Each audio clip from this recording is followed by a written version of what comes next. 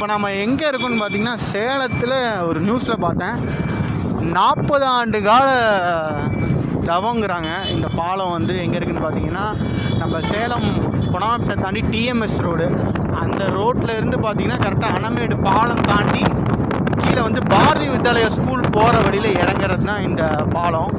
கிட்டத்தட்ட 40 வருடங்கிறாங்க.